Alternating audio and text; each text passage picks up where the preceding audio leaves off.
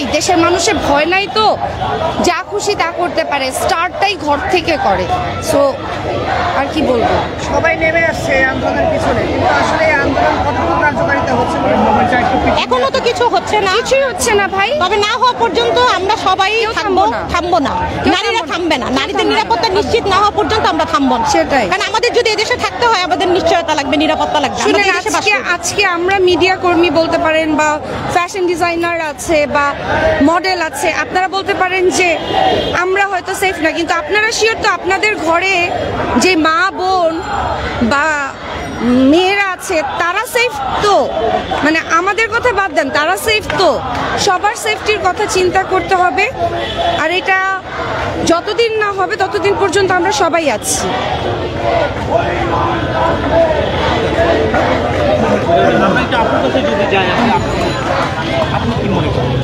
কি ব্যাপার? আপনারা এখানে যে দাঁড়িয়েছেন, কি বিচারটা চাইছেন এবং যে ঘটছে? প্রথম প্রশ্ন ছিল আপনাদের পোশাক নিয়ে। আপনি কি কাজের ক্ষেত্রে আপনি কি পোশাক পরে আছেন, আপনি কি পোশাক পরে থাকছেন? একজন 80 বছরের বৃদ্ধ কি পোশাক পরে থাকবে? সে কি তার সেই সেন্সে থাকবে? আমাকে বলেন। 8 বছরের একজন শিশু সে একটা ফ্রক পরে থাকবে, এটাই স্বাভাবিক। সে পোশাকটা কি চিন্তা ভাবনা করবে? সেই পোশাকটা কিন্তু চিন্তা ভাবনা করবে না। তো পোশাকের দায়ভারটা না আমরা না দেই, আর আমরা না দেশের দায়ভারটাও না দেই, বরঞ্চ আমরা নিজেদেরকে নিশ্চিত করি। আমরা যখন নিজেদেরকে নিশ্চিত করবো না, তখন দেখবেন যে সবকিছু কমে যাবে। ধর্ষণ কমবে, ধর্ষিতা কমবে এবং দর্শকও কমবে। আমাদের না তিনোটাই কমার দরকার আছে, আর এই তিনোটা কমানোর জন্য আমাদের নিজেদের আগে ঠিক হইতে হবে। নিজেদের ঠিক না হয় কোনো সিস্টেম চেঞ্জ হয়ে কোনো লাভ নাই। যত সিস্টেম আসবে না কেন, যুগে যুগে অনেক সিস্টেম আসছে, অনেক দল আসছে, অনেক কিছু আসছে, কিন্তু ধর্ষণের সংখ্যা তো কমে নাই। একজন ধর্ষককেও তো আপনারা ফাঁসি দিতে পারলেন না, বরঞ্চ আপনারা জামিন দিয়ে দিচ্ছেন। তো এগুলা করে কোনো লাভ নাই। আমার মনে হয় আমাদের নিজেদের সচেতন হতে হবে, নিজেদের সাহসী হতে হবে, এবং এই ব্যাপারে আসলে আরো বেশি জানতে হবে। আপু, আসিয়ার ঘটনার পরেও আমরা দেখতে পেলাম যে ধর্ষণের ঘটনা আরো ঘটছে। অবশ্যই ঘটছে। ঘটনাগুলো কি আসলে কিভাবে হচ্ছে? আপনি দেখবেন একটা জায়গায় যদি কোনো কিছুতে আগুন লাগে, পরের দিন দেখবেন আরেক জায়গায় আগুন লাগছে, তারপরের দিন দেখবেন আরেক জায়গায় আগুন লাগছে। মানে ওই জিনিসটা এক সপ্তাহ ধরে চলতে হবে। বাংলাদেশে কোনো না কোনো একটা টপিক থাকতে হবে। হ্যাঁ, টপিক না থাকলে কারো কোনো ভালো লাগে না। তো আমার কথাটা হয়েছে যে আপনি যদি এই টপিকের আশায়, আমরা যদি এই টপিকের আশায় বসে থাকি তাহলে হবে না। আমাদের নিজেদের সচেতন হতে হবে, আমাদের নিজেদের জায়গা থেকে নিজেদের স্ট্রং হতে হবে। হ্যাঁ, এরকম আসিয়াকে আমরা দেখছি, এরকম অনেক আসিয়া আছে যাদেরকে আমরা দেখিও নাই, যাদের নামও আমরা জানি না, তাদের সবকিছু মুখ বুঝে সহ্য করতে হয়। তো এই সহ্য করাটা না আমরা বন্ধ করি, এবার একটু সাহস করে বলতে শিখি। এক্ষেত্রে আমরা দেখলাম যে শ্যামলী স্কোয়ারের সামনে 60 বছর বয়সী রেন্টু নামের দুজন নারীকে হেনস্থা করেছে। এখন আপনি বলেন, তাদের পোশাক নিয়ে আপনি কি বলবেন? কি বলার আছে আপনি বলেন। আপনারা যারা বারবার পোশাক নিয়ে জিজ্ঞেস করেন, তাদের কি বলার আছে? একজন 80 বছর মহিলা বা ধরেন একজন 70 বছরের মহিলার পোশাক নিয়ে আপনি কি বলবেন? তার স্তনে কি হাত দেওয়া হচ্ছে না? 70 বছর মহিলার স্তনে কি আছে? 80 বছরের মহিলার স্তনে কি আছে? কিছু তো নাই। তাদের তো হাত দেওয়া হচ্ছে। কেন হচ্ছে? আমাদের মস্তিষ্ক তো বিকৃতি হয়ে গেছে। হ্যাঁ, এই জন্য আমরা আমাদের মস্তিষ্ককে ঠিক করতে পারতেছি না। এই সরকার সিস্টেম কাউকে কোনো দায়ভার আমরা দিব না, দায়ভার হচ্ছে আমাদের নিজেদের। এক্ষেত্রে আমরা দেখেছি যে এসিডের মতো ভয়াবহ একটা ব্যাধি ছিল বাংলাদেশে, সেটা সচেতনতার ফলে এখন অনেকাংশে কমে গিয়েছে।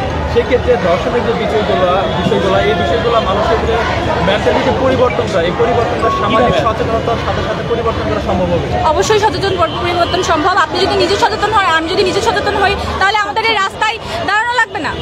আমাদের সচেতন হইতে হবে। আমি সরকারকে দোষ দিয়ে লাভ নাই, আমার আগে সরকারকে দোষ দিয়ে লাভ নাই, আমার এখনকার সরকারদের উপদেষ্টাদের দোষ দিয়ে লাভ নাই, কোনো দোষ দিয়ে লাভ নাই। কেন জানেন? কারণ আমরা নিজেরা পরিবর্তন যতদিন না হব ততদিন পর্যন্ত পুরো বাংলাদেশ পরিবর্তন হবে না।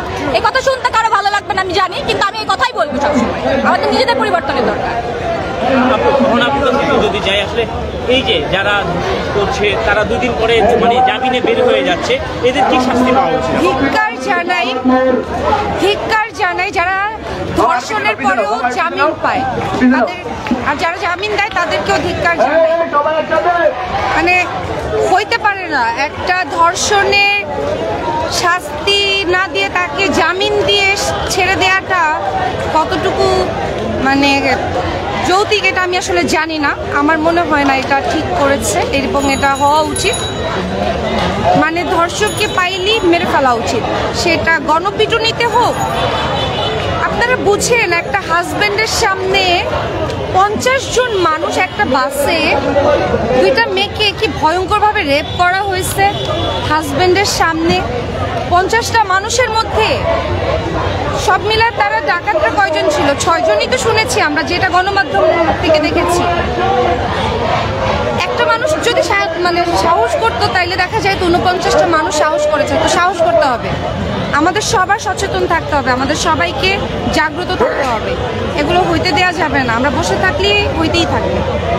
আপুর কাছে চলে যান। রুমা আপু আছে, তারপরে আরিনা আপু আছে, রুমা আপুর কাছে একটু চলে যাই। আমি আপু রুমা আপু আমারটা নাও, দুপুরে ধরলাম। ভাইয়া আপনি সামনে চলে যান। রুমা আপু মাঝখানে আসে, রহন আপুর পাশে আসে। রুমা আপুকে একটু মাঝখানে দেই, সবাই পাবো তাহলে। রুমা আপুকে একটু মাঝখানে দেই। ওকে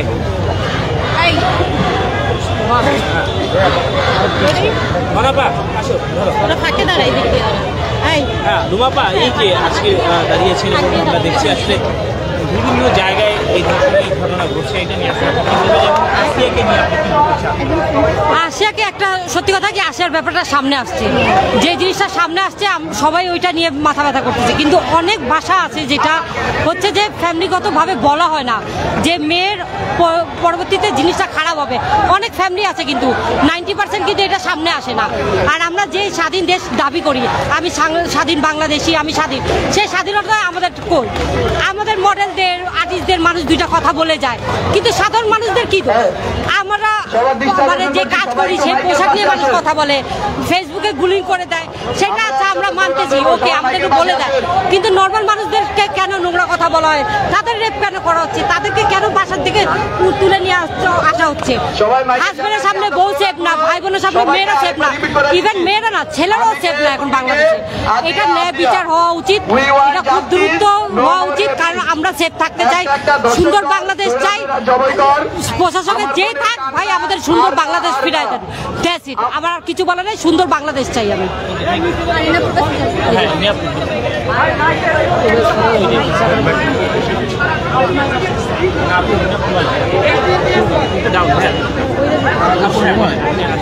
আপনারা জানেন, জি বলেন ভাই। আসিয়ার যে রয়েছে বিভিন্ন জায়গায় কিন্তু এখন এটা নিয়ে আসলে আপনি নারী হিসেবে ভাইয়া আমার একটাই কথা, সেটা হচ্ছে আমি যেটা বুঝি ছোট থেকে বড় হওয়ার পরে, বাংলাদেশে আইনের উপরে কোনো কথা নাই। আপনি যদি কঠিনতম আইন করেন তাহলে একমাত্র আমাদেরকে ঠিক রাখা সম্ভব। আমি যতই বলি সচেতন সচেতন সচেতন, হ্যাঁ সচেতনতা সেটা কিন্তু খুব ছোটবেলা থেকে, বড় হওয়ার পরে বাবা মার সচেতনতার কথা কেউ শোনে না। ছোটবেলা থেকে বাবা মার সচেতনতা যে তার ছেলে বড় হলে তার মেন্টালিটি কেমন হবে, মেয়েদের কি নজরে দেখবে, সেটা দরকার। বাট বাংলাদেশে যদি আপনি আইনটা কঠিন হয় তাহলে একমাত্র যে কোনো ধরনের অপরাধ দমন করা সম্ভব।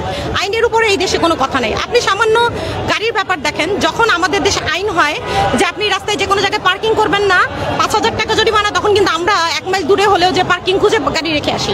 আমি যদি নিজের কথাও বলি, তার মানে কি আমি আইনকে ভয় পেয়ে করছি? বাট আমাদের মেন্টালিটি জন্ম হওয়ার পরে এই দেশে আসলে ওইভাবে হয় নাই যে আমাদের নিয়ম কানুন মেনে চলবো, দেশটা সুস্থ রাখবো, ওইটা আমরা আসলে পাই নাই। কারণ আমাদের ফ্যামিলি থেকে, কারো ফ্যামিলি থেকে করলেও সমাজে পাইনি, সমাজে করলে ফ্যামিলি থেকে পাইনি, এইভাবে কিন্তু চলে আসছে।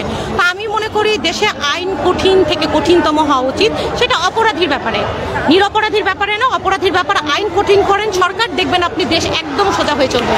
আর নারীদের জন্য স্পেশাল আইন করা উচিত, যেহেতু নারীরা এখন ঘর থেকে বাইরে এবং আমাদের দেশকে এগিয়ে নিয়ে যাচ্ছে নারীরা, তো নারীদের জন্য তো একটা সরকার আমাদের জন্য একটা আইন করতেই পারে, যে নারীরা রাত দিন যেভাবেই হোক তারা নিশ্চিন্তে বাড়ি ফিরবে, তাদের নিয়ে সমাজে কোনো ধরনের। আপনি আরেকটা জিনিস, সাইবার বুলিং যদি বলেন, বাংলাদেশে কিন্তু এই যে সাইবার বুলিং, আপনি ফেসবুকে গিয়ে আসল রেপিস্ট কারা তাদেরকে দেখতে পাবেন। হ্যাঁ, আমার কথা হচ্ছে একজন মডেল সে তার মতো পোশাক করবে, একজন যে হাফেজি একজন মেয়ে সে তার মতো করবে, আমি আমার মতো করবো। এখানে বলার কিছু নেই। আমি যদি ভালো হই আমি আমার মতো কন্টিনিউ করবো, আরেকজন কি করছে সেটা আমি দেখবো না। কারণ কেউ 5 ওয়াক্ত নামাজ পড়লে তাকে দেখে আমি 5 ওয়াক্ত নামাজ পড়ছি না। তো যে যার মতোই লাইফ লিড করছি। আমাদের ফ্যামিলি থেকে সচেতনতা। আর আসলে আপনি যদি দেখেন নারী নির্যাতন বেশি হচ্ছে কিন্তু একদম নিম্ন যারা, মানে সুবিধা বঞ্চিত মানুষের ফ্যামিলিতে, তো তাদের তো আসলে কেউ থাকে না। আমাদের মতো যারা ধরেন যে সমাজের কিছু একটা আমরা হয়তো করার চেষ্টা করছি, আমাদের কিন্তু ভয়েস অনেক লাউড, কারণ মানুষ আমাদের বোঝে যে এদের কাজ পর্যন্ত যেতে ভয়েস দাও হচ্ছে কারা, যারা সুবিধা বঞ্চিত। তো বাংলাদেশে আইন করেন গ্রামে গঞ্জে প্রত্যেকটা জায়গায় নারীদের জন্য একটা করে এমন কোন আইন করেন যেন যে ওই গ্রামে ওই জেলায় যেন নারীরা যে কোনো ধরনের প্রবলেম ফেস করলে ওইখানে সরকার সরাসরি সরকার আইনের যারা আছে হস্তক্ষেপ করতে পারে। আমরা তো তেমন কিছু চাচ্ছি না, আমরা শুধু নিরাপত্তা চাচ্ছি। আর এইটুকু আমরা চাইতে পারি না? এটা কি স্বাধীন রাষ্ট্র না? তাহলে আমরা কেন নিরাপত্তাহীনতায় ভুগবো? এটা সবার কাছে রিকোয়েস্ট, রাষ্ট্রের কাছে রিকোয়েস্ট, আমাদের নিরাপত্তাটা নিশ্চিত করুন। আপনাদের কাছে এটাই একটা দাবি। আমরা দর্শক, আপনারা দেখছেন যে সারা দেশে চলমান যে ধর্ষণ এবং নারী নির্যাতনের ঘটনাগুলো ঘটেছে তারই প্রতিবাদে Bangladesh women fashion designer society থেকে আজকে শাহবাগে তারা একটি মানববন্ধনের আয়োজন করছেন এবং আপনারা সেই চিত্রটি আমাদের মাধ্যমে দেখছিলেন এবং শুনছিলেন তাদের কথা। আমরা এই মুহূর্তে কথা বলবো অন্যতম ফ্যাশন ডিজাইনার অ্যাডলফ খানের সাথে, যে আমরা শুনবো তার কথা। এক আসিয়ার সাথে সাথে হাজার হাসিয়া।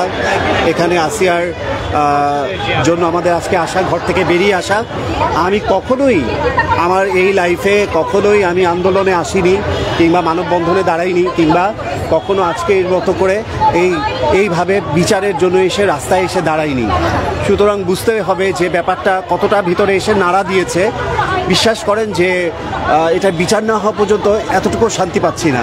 তো আমি ডেফিনেটলি এটার খুব দ্রুততম সময়ে দৃষ্টান্তমূলক শাস্তি চাই এবং জনসম্মুখে চাই, যাতে এই শাস্তিটা দেখে, একটা শাস্তি দেখে 10টা ক্রিমিনাল যারা এই ধরনের কাজগুলো করে আসছে বা ইতিপূর্বে করেছে, তাদের যেন এই ব্যাপারটার প্রতি প্রচণ্ড রকমের একটা ভীতি কাজ করে এবং ভয় পায় এবং কিছুটা হলেও 5% হলেও যেন ক্রাইমটা কমে আসে। আমি এটুকু এক্সপেক্ট করব।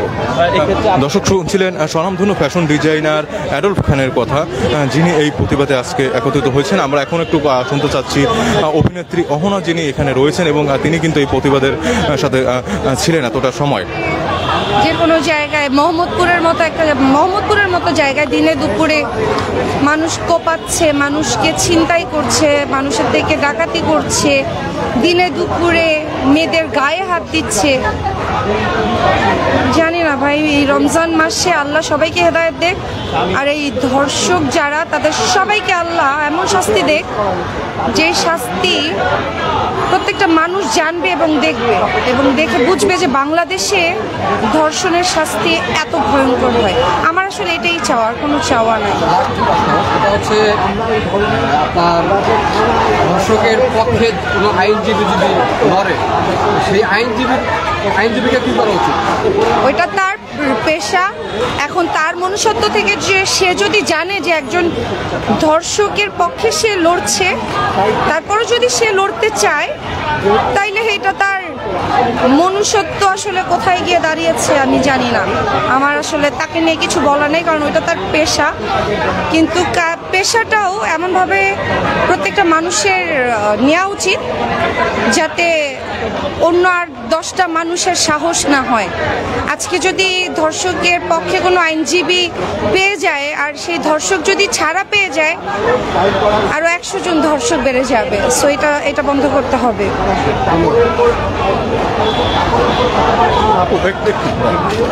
দর্শক, শুনছিলেন অভিনেত্রী অহনার কথা। এই ছিল শাহবাগ থেকে আমার কাছে সর্বশেষ। আমি এতক্ষণ আপনাদের সাথে ছিলাম মিঠুন রাজ। পরবর্তী কোনো আপডেট আসলে অবশ্যই আপনাদেরকে জানিয়ে দেব। ধন্যবাদ।